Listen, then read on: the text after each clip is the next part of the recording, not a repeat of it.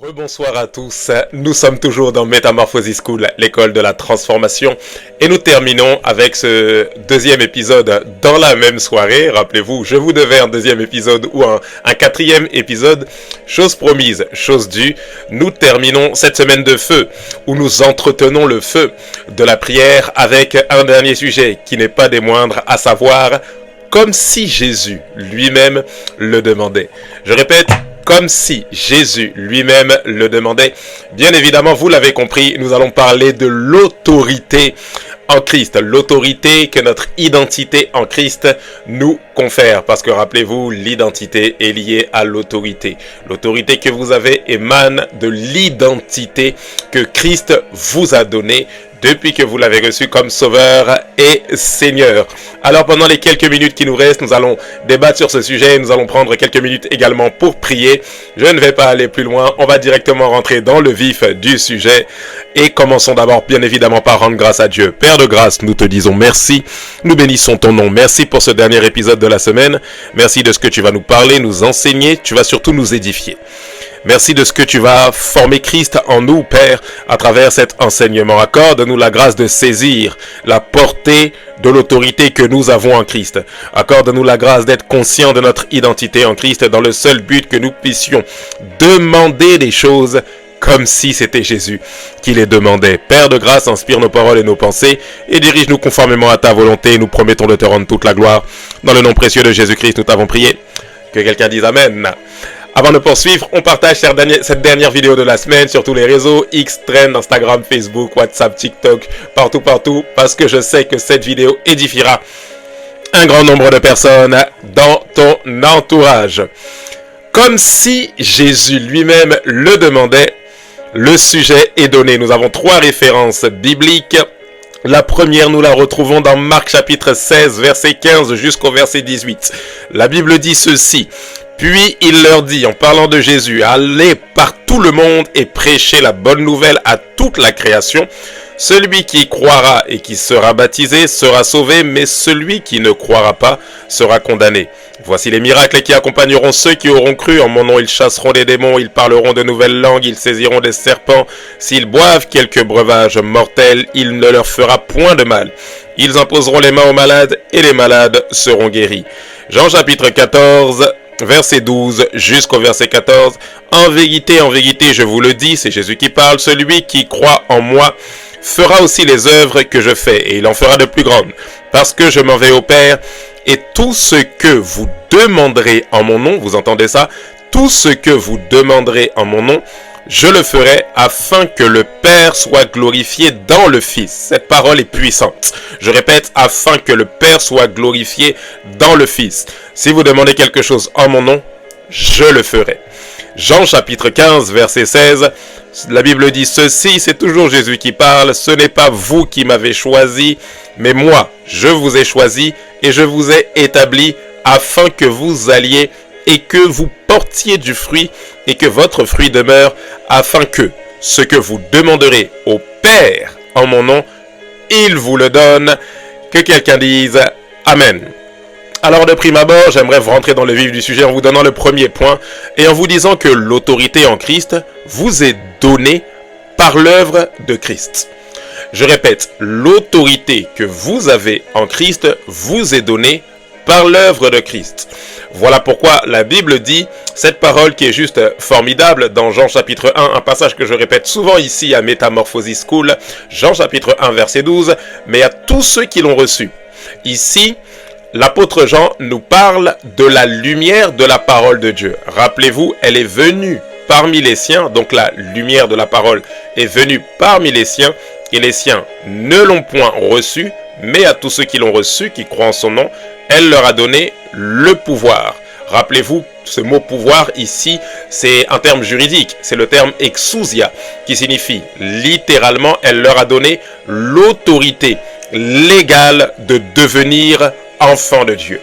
Alors vous devez comprendre ici que si vous avez une autorité en Christ, c'est parce que Christ, par son œuvre, vous a donné le pouvoir, ou vous a donné la possibilité d'exercer cette autorité. Qu'est-ce que ça signifie? Ça signifie que sur le plan légal, dans le monde spirituel, vous avez des droits. Sur le plan légal, dans le monde spirituel, vous avez un pouvoir. Et ce pouvoir vous est donné par la lumière de la parole que vous avez accepté, cette révélation qui est la personne de Jésus. Vérité numéro 2, une vérité qui est puissante, une vérité que j'aime, que j'affectionne particulièrement. Chasser les démons et guérir les malades au nom de Jésus est un droit qui est réservé à tous ceux qui croient. Je répète, chasser les démons et guérir les malades au nom de Jésus est un droit qui est réservé à tous ceux qui croient. Dois-je reformuler d'une autre manière? Chasser les démons et guérir les malades n'est pas un droit qui est réservé aux pasteurs, n'est pas un droit qui est réservé aux évangélistes, n'est pas un droit qui est réservé aux enseignants, n'est pas un droit qui est réservé aux apôtres, n'est pas un droit qui est réservé aux prophètes. Marc chapitre 16, verset 15 jusqu'au verset 18, la Bible dit « Voici les miracles ». C'est Jésus qui parle, qui accompagneront les pasteurs, les prophètes, les évangélistes, les apôtres. Voici les miracles qui accompagneront ceux qui ont un appel au ministère de la parole. Voici les miracles qui accompagneront uniquement ceux qui sont loin de Dieu et qui sont habilités à chasser les démons. Non, non, non. La Bible dit, voici les miracles qui accompagneront ceux qui auront cru. Je répète, voici les miracles qui accompagneront ceux qui auront cru. Et il cite, en mon nom, ils chasseront des démons. Dois-je vous le dire sans aucune crainte, avec beaucoup d'affirmation? Dois-je vous affirmer que vous pouvez chasser les démons sans forcément attendre que votre pasteur vous appelle pour prier, pour recommander votre maison à la grâce de Dieu et chasser toutes les présences étrangères?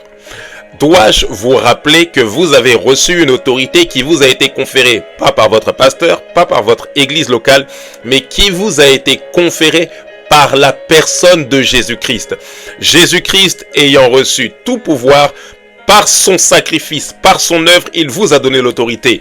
Qu'est-ce que je veux simplement vous dire ce soir? Vous pouvez chasser les démons. N'ayez pas peur du diable. N'ayez pas peur des démons. Ne vous dites pas, mais il y aura des représailles. Est-ce que si je chasse, est-ce que moi ça va marcher? Parce qu'en réalité, j'ai pas l'autorité. Et puis j'ai entendu dire que, voilà, si on chasse, mais qu'on fait pas attention à nos vies, si on laisse des portes ouvertes et que... La capacité que vous avez vous vient d'abord de la grâce de Dieu, parce que c'est Christ, la grâce personnifiée, qui vous a donné le pouvoir. Jean chapitre 1 verset 12, à tous ceux qui l'ont reçu. La question que je vous poserai, ce n'est pas d'abord est-ce que vous êtes un bon chrétien, mais c'est est-ce que vous avez reçu le Fils.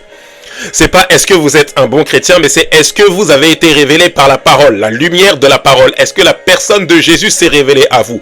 Parce que ceux à qui Jésus se révèle et qui acceptent, qui reçoivent, qui accueillent cette révélation, automatiquement, ils ont l'exousia de Dieu. En d'autres termes, vous avez cru en Jésus, vous avez le pouvoir de Jésus. Vous avez cru en Dieu, vous recevez le pouvoir de Dieu. Il a dit à ceux qui croient en son nom, elle leur a donné l'autorité légale. Légalement, vous pouvez dire à un démon sort.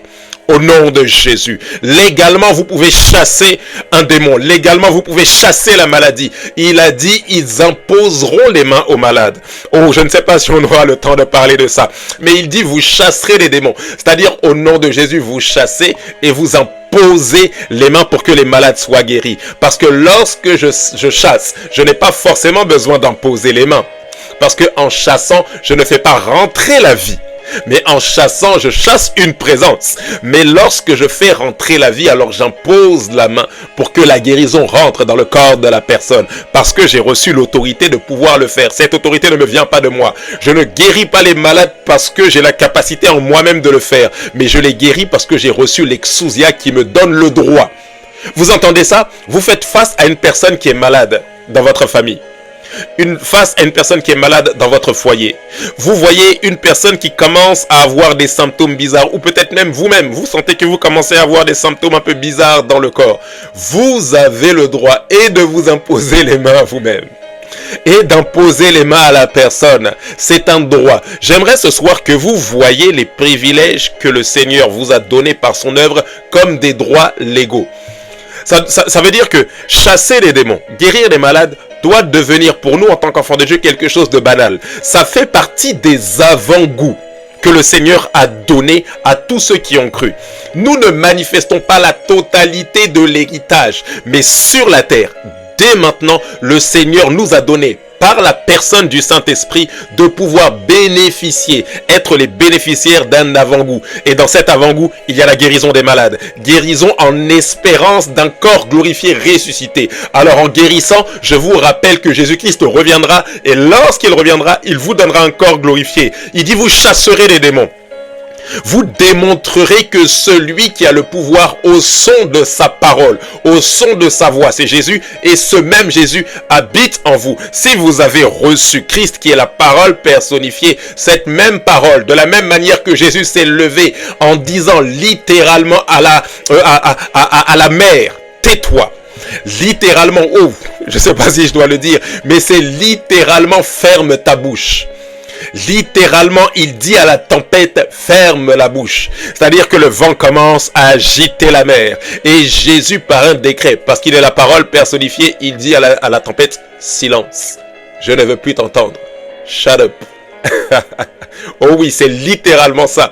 Lorsque vous lisez les Écritures dans le langage original. C'est-à-dire Jésus impose le silence à la tempête parce qu'il a l'autorité de le faire. Mais ce Jésus est venu habiter en vous par la personne du Saint-Esprit. Voilà pourquoi il a dit, vous serez mes témoins. C'est-à-dire, votre vie témoignera que j'habite réellement en vous. Jésus habite en vous. Utilisez le droit que ce même Jésus vous a donné. Vérité numéro 3. Le nom de Jésus n'est ni une formule magique, ni une formule de fin de prière.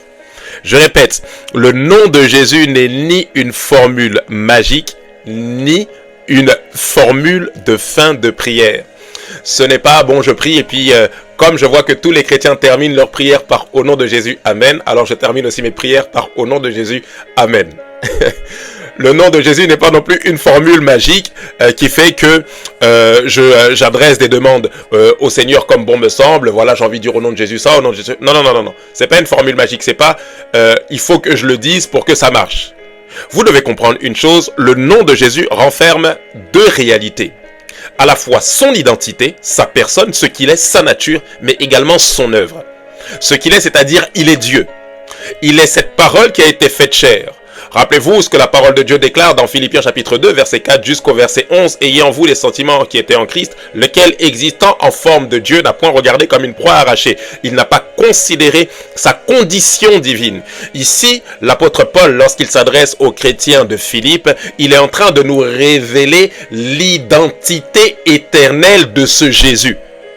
Il est en train de nous dire ici, dans son identité éternelle, il existe de toute éternité en forme de Dieu. Il est littéralement Dieu. Voilà pourquoi Jean chapitre 1, verset 1, dit au commencement était la parole et cette parole était en Dieu et cette parole était littéralement Dieu, parce que Dieu est indissociable de sa parole. Alors le nom de Jésus, ce nom que vous prononcez lorsque vous terminez votre prière ou lorsque vous faites une demande, ça renferme à la fois la personne, donc ce qu'il est dans sa nature, il est Dieu, donc il a l'autorité de Dieu, mais également son œuvre, c'est-à-dire ce qu'il a fait pour nous, qui nous donne le droit d'utiliser son nom.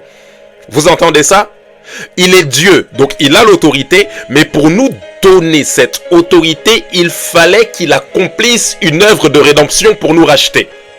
Oh, je ne vais pas aller loin sur ce sujet. Je vous promets qu'à Pâques, nous ferons une session spéciale sur le nom de Jésus, la puissance du sang de Jésus. Mais retenez ceci, dans ce nom merveilleux qui est le nom de Yehoshua, le nom de Jésus est renfermé à la fois sa personne, donc son identité divine, mais également son œuvre de rédemption.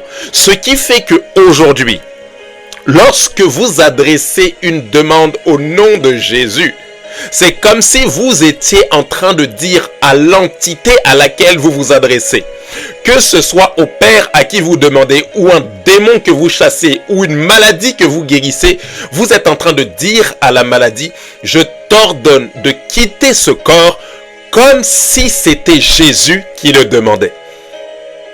Je répète, lorsque vous dites à un démon, tu sors de cette vie au nom de Jésus, vous êtes en train de chasser la présence étrangère en lui donnant une ordonnance, en lui donnant un ordre, lui disant de quitter, comme si c'était Jésus qui lui demandait de quitter.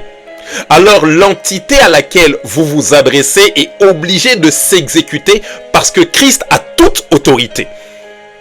Est-ce que vous entendez ça? Ça fait que lorsque je dis au nom de Jésus, dès l'instant où je prononce ce nom, les démons ne me voient plus, mais ils voient celui qui vit en moi. Voilà pourquoi l'apôtre Paul pouvait dire, ce n'est plus moi qui vis, c'est Christ qui vit en moi. Voilà pourquoi lorsque vous chassez des démons, ou lorsque vous déclarez des paroles au nom de Jésus, vous ne devez pas vous inquiéter. Parce que je ne me présente pas devant la situation, devant l'épreuve, au nom de Jean Field. Quand je finis de prier, que je termine en disant au nom de Jésus, je dis à cette épreuve, ce n'est pas moi qui te demande ça, mais je te le demande comme si c'était celui qui vit en moi. Du reste, c'est une lettre de procuration. Le nom de Jésus est une lettre de procuration. Ça veut dire que qu'est-ce que vous voulez?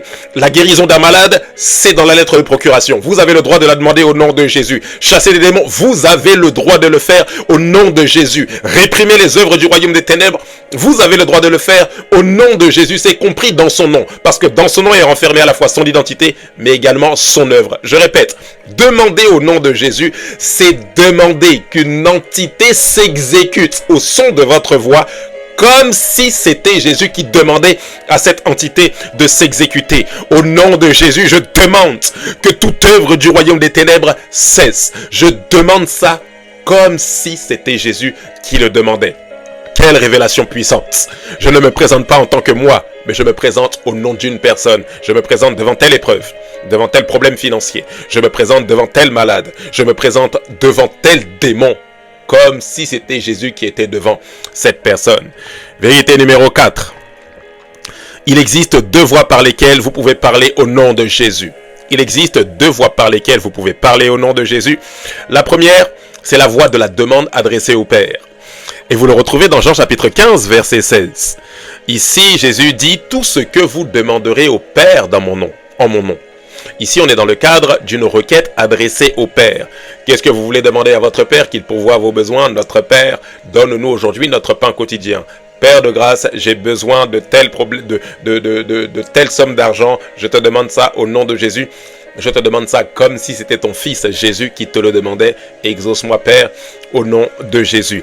La première voie d'accès, c'est la voie de la demande adressée au Père. Mais la deuxième voie, qui est la voie encore plus puissante, c'est la voie de l'autorité directe. Et cette voie de l'autorité directe, vous la retrouvez juste au-dessus dans Jean chapitre 14, le verset 12 que nous avons étudié tout à l'heure, que nous avons cité tout à l'heure. Jésus dit ceci, parce que je m'en vais au Père et tout ce que vous demanderez en mon nom. Il ne dit pas tout ce que vous demanderez au Père en mon nom. Il dit tout ce que vous demanderez en mon nom. Cette fois-ci, je le ferai. Et lorsque Jésus le fait, il le fait lorsqu'on demande en son nom, c'est-à-dire lorsque je dis directement. Parce que je n'aurai pas toujours le temps de me dresser devant un démon et de dire « Père, au nom de Jésus, je demande que tu guéris ce malade. » Non. Le Seigneur nous dit ceci, il y a une voie directe. C'est-à-dire, il y a une voie par laquelle on n'est pas obligé de passer par le Père, mais on peut exercer directement notre autorité. Parce que lorsque vous exercez directement votre autorité, Jésus le dit en ces termes, le Père est glorifié. En d'autres termes, lorsque vous dites au nom de Jésus, sors de ma vie. Au nom de Jésus, tu libères la vie de mes enfants. Le Père est glorifié à travers l'action du Fils. Par le nom que vous avez déclaré, le démon est sorti. Est-ce que vous entendez ça?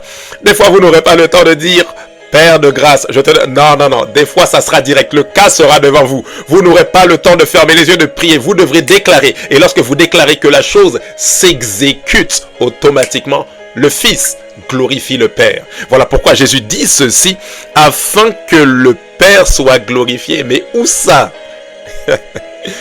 Dans le Fils. Lorsque le Père est glorifié, dans le Fils, c'est Dieu au final qui est glorifié. Parce que vous utilisez l'autorité que le Fils vous a donnée par le Saint-Esprit qui habite en vous. Vérité numéro 5. Ça sera certainement notre dernière vérité. Ça sera notre dernière vérité de ce soir, qui n'est pas des moindres. Notez que l'autorité en Christ s'exerce bien évidemment dans un champ d'action légal.